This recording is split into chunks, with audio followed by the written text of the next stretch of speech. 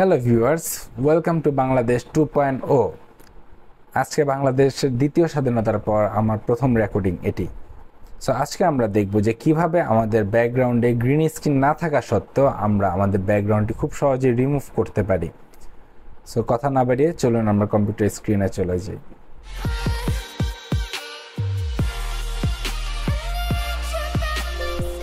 So আমরা এখন আমাদের কম্পিউটারের ডেস্কটপে চলে এসেছি।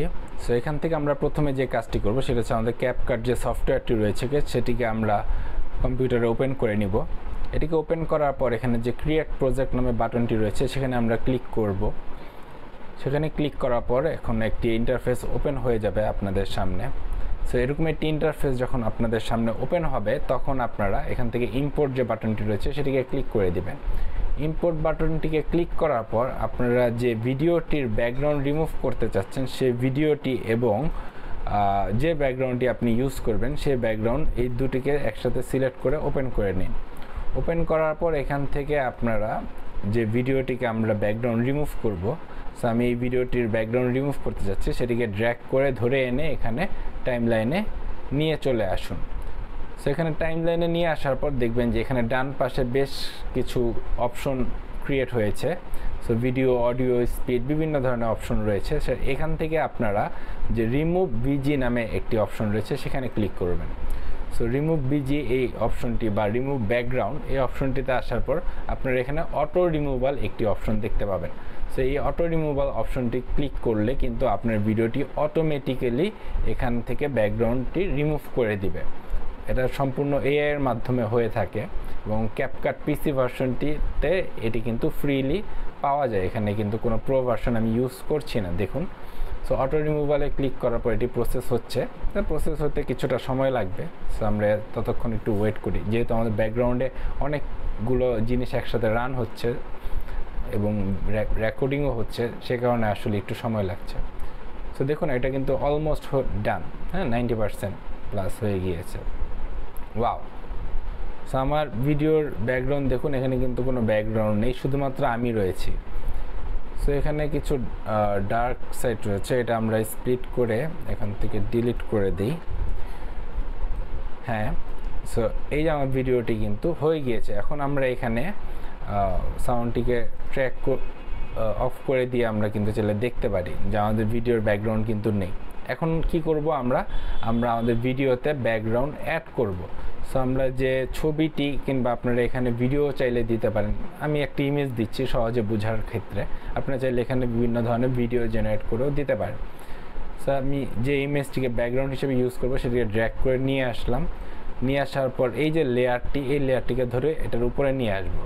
তাহলে কিন্তু দেখুন এটা হয়ে গিয়েছে, এটার উপরে চলে এসেছে। এবং এই যে আমার ব্যাকগ্রাউন্ড ইমেজটি সেটিকে আমরা একটু ড্র্যাগ করে এটার সমান সমান করে দিব, যাতে পুরোটা সময় জুড়ে এই দুইটা অ্যাট এ টাইম একই জায়গায় থাকে। আর আমার ফেসটাকে একটু এখানে অ্যাডজাস্ট করে নিই, একটু ছোট করে দিই আই গেস, তাহলে বুঝতে সুবিধা হবে। সো দেখুন এটা কিন্তু বেশ অনেকটাই এখন রিয়েলিস্টিক মনে হচ্ছে। সো আমরা এটা একটু ফুল স্ক্রিন করে দেখি।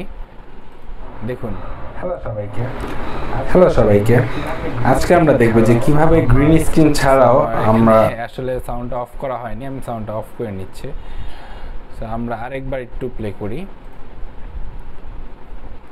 দেখুন একদম মানে এখানে বোঝার কোনো উপায় নেই যে আপনার ভিডিওটিতে এটা কেটে বসানো হয়েছে।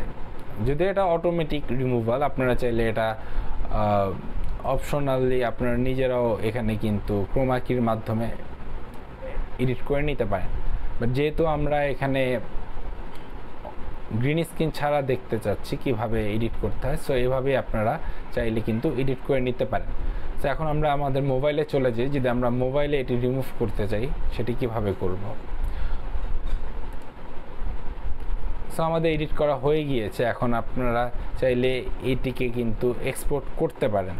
সো আমরা এখানে যদি এক্সপোর্ট অপশনটিতে ক্লিক করি, এক্সপোর্ট অপশনটিতে ক্লিক করার পর এখানে সব কিছু আমি সেম রেখে দিলাম সেটিংস। আপনারা চাইলে পরিবর্তন করে নিতে পারেন, বিভিন্ন ধরনের রেজুলেশন বাড়িয়ে কমিয়ে নিতে পারেন, কিংবা আদার্স যে অপশনগুলো রয়েছে সেগুলো আপনারা চেঞ্জ করে নিতে পারেন। সো আমি কিছুই করলাম না, যে অ্যাজ ইট ইজ রেখে দিলাম। ওইটার ফাইল সাইজ কিন্তু মাত্র 10 MB হবে। দেখুন এক্সপোর্ট করার সাথে সাথে কিন্তু আমার এখানে হয়ে গিয়েছে। সো আমরা যদি সেই ফোল্ডারটিতে ঢুকে দেখতে চাই যে আমরা আসলে কি করেছি, সো এখানে আসলে কিন্তু আমরা দেখতে পাবো যে আমাদের ভিডিও ব্যাকগ্রাউন্ডটি রিমুভ হয়ে নতুন একটি ব্যাকগ্রাউন্ড কিন্তু এখানে বসে গিয়েছে।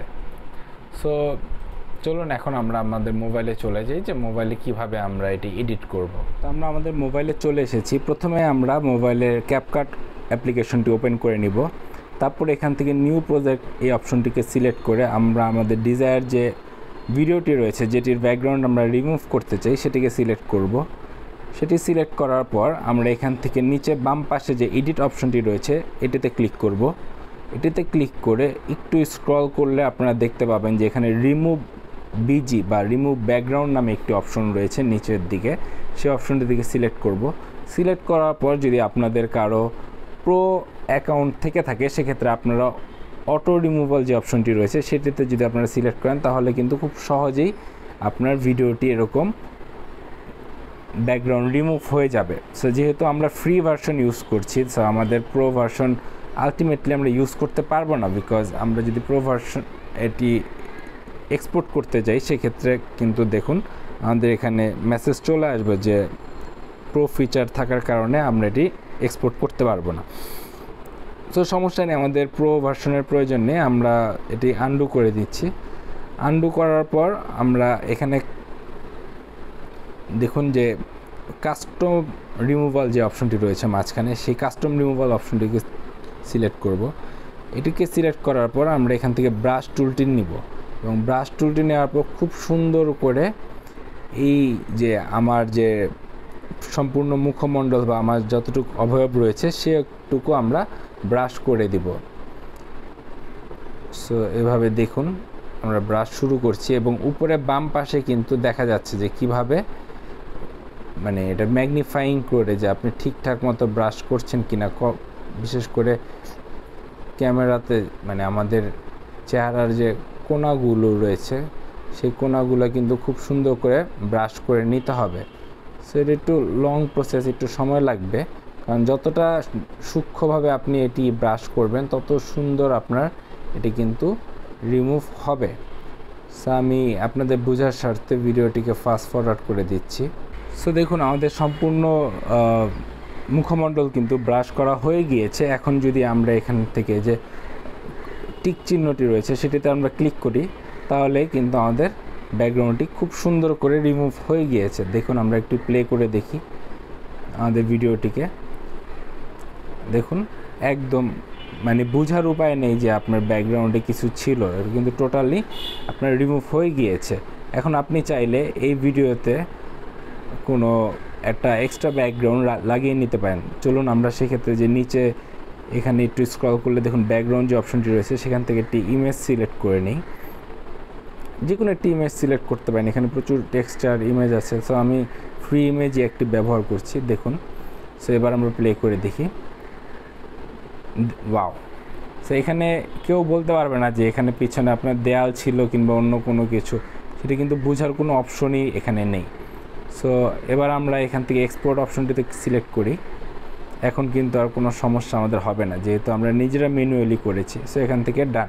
সো আমার এটি কিন্তু হয়ে গিয়েছে। সো আমরা এটি দেখার জন্য আমাদের গ্যালারিতে চলে যাই, এবং দেখুন আমাদের এডিট করার যে ভিডিওটি রয়েছে সেটি কিন্তু খুব সুন্দর করে এখানে চলে এসেছে, এবং একদম প্রো লেভেলের এডিটিং হয়েছে। তো আশা করি বন্ধুরা আপনারা বুঝতে পেরেছেন যে আমরা কিভাবে আসলে খুব সহজেই ক্যাপকাট সফটওয়্যারটির মাধ্যমে কোনো প্রকার গ্রিন স্ক্রিন ছাড়াই আমরা আমাদের ভিডিও থেকে ব্যাকগ্রাউন্ডটি রিমুভ করে ফেলতে পারি। সো এতক্ষণ সাথে থাকার জন্য ধন্যবাদ। দেখা হবে নতুন একটি ভিডিওতে। Till then take care, bye by.